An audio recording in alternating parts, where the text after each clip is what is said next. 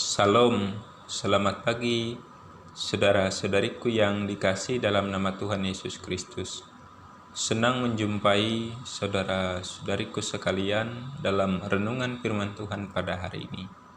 Nas yang menjadi dasar pemberitaan firman Tuhan diambil dari Nehemia pasal yang ke-9, ayat yang ke-6 hingga yang ke-15, di bawah judul perikop pengakuan dosa dan permintaan doa. Namun, sebelum kita membaca dan merenungkannya, mari kita berdoa. Bapa di surga, kami bersyukur atas anugerah-Mu dalam kehidupan kami. Hari ini kembali kami akan membaca dan merenungkan firman-Mu. Kaulah yang menuntun kami dalam perenungan firman ini. Di dalam nama Tuhan Yesus Kristus kami berdoa. Amin. Saya tidak akan membaca nas ini secara keseluruhan. Saya hanya akan membaca bagian ayat yang ke-8 sebagai pokok renungan kita demikian. Engkau dapati bahwa hatinya setia terhadap-Mu, dan engkau mengikat perjanjian dengan dia untuk memberikan tanah orang Kanaan, tanah orang Het, tanah orang Amori, tanah orang Peris, tanah orang Yebus, dan tanah orang Girgasi dan keturunannya. Engkau telah menepati janji-Mu karena Engkau benar. Saudara-saudariku yang dikasihi dalam nama Tuhan Yesus Kristus, setelah rangkaian pembangunan yang digagas oleh Nehemia, secara khusus terkait pembangunan fisik berupa tembok Yerusalem di bagian pasal yang kedua hingga yang ke-6, yang kemudian berakhir pada upaya untuk membunuh Nehemia dari kalangan orang-orang yang tidak menyukai pembangunan itu. Namun Tuhan senantiasa berkenan melindungi Nehemia dan orang-orang yang membantunya, hingga pada akhirnya dalam pasal yang ke-7 ayat yang pertama hingga yang ketiga terlihat bagaimana proses pemasangan pintu-pintu tembok dan upaya perlindungan kota yang diserahkan oleh Nehemia kepada Hanani dan Hananya di bagian ayat yang kedua. Maka pembangunan lain diupayakan lagi, secara khusus pembangunan rohani orang-orang Israel. Nas kita pada hari ini adalah salah satu bentuk upaya membangun rohani yang diupayakan oleh Nehemia melewati orang-orang Lewi selaku suku yang bertugas untuk memimpin peribadatan. Pembangunan rohani tersebut dimulai dengan pembacaan kitab hukum Tuhan di bagian pasal yang ke-8, lalu dilanjutkan dengan sikap berpuasa dan berkabung di bagian pasal yang ke-9 ayat yang pertama, dan pemisahan diri dari orang asing di pasal yang ke-9 ayat yang kedua, sebagai tanda bahwa mereka akan memisahkan diri dari kebudayaan dan pengaruh asing yang selama ini ada di sekitar mereka dan mempengaruhi mereka.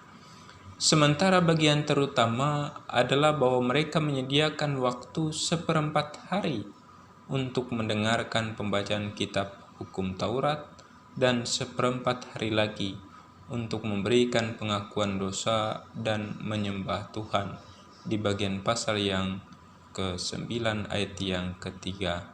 Sungguh sangat serius upaya membangun rohani yang diupayakan.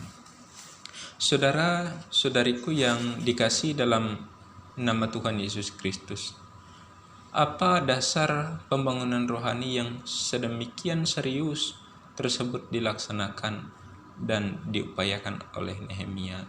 Sebacakan ayat yang ke-8. Engkau dapati bahwa hatinya setia terhadap-Mu, dan engkau mengikat perjanjian dengan dia untuk memberikan tanah orang Kanaan, tanah orang Het, tanah orang Amori, tanah orang Peris, tanah orang Yebus, dan tanah orang Girgasi dan keturunannya. Engkau telah menepati janji-Mu karena Engkau benar. Secara khusus bagian ayat yang ke-8 ini menunjuk kepada pemilihan Abraham.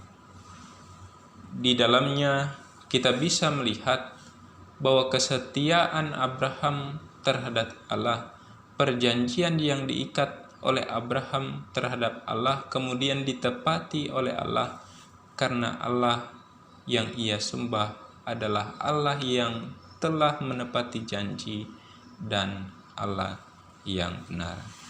Karena itu ketika kita membaca bagian ayat yang ke-8 ini, keseriusan pembangunan rohani tersebut didasarkan pada sejarah bahwa Tuhan yang disembah adalah Tuhan yang menepati janji dan benar.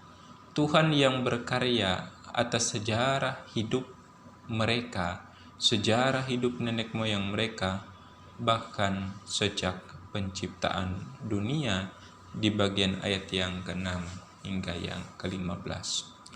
Saudara-saudariku yang dikasihi dalam nama Tuhan Yesus Kristus, seberapa serius sekarang kita menjalani kehidupan dalam iman dan tetap berharap pada janji Tuhan? Harus diakui bahwa pandemi memberikan suasana yang sangat baru, dan kita bersyukur bahwa sejak bulan Oktober gereja GKE Pata dibuka kembali untuk jemaat yang ingin beribadah secara langsung di gereja, walaupun tetap mematuhi protokol kesehatan yang ketat. Namun, selain kita memahami bahwa pandemi adalah tantangan, di sisi lain juga sebenarnya pandemi membawa kita untuk lebih serius lagi menghayati iman. Pandemi juga membawa kita untuk membangun rohani keluarga kita dengan beribadah bersama-sama secara mandiri di rumah masing-masing. Dan sekarang kembali, seberapa serius kita berharap pada janji Tuhan bagi kita? Belajar dari firman Tuhan pada hari ini dikatakan dalam bagian ayat yang ke-8 bagian akhir, Engkau telah menepati janjimu karena Engkau benar. Karena itu, dengan keyakinan ini, marilah kita tetap setia kepada Tuhan, tetap berpegang teguh kepada Tuhan. Kita yakin dan percaya sebagaimana Allah sudah menepati janjinya dalam sejarah untuk bangsa Israel, Ia juga akan menepati janjinya bagi kita, karena Ia adalah Allah yang senantiasa menepati janji, dan Ia adalah Allah yang benar. Oleh sebab itu, jangan ragu berharap kepadanya dan selamat mengalami ketepatan janji Allah, karena kita bersandar pada Allah yang benar. Amin.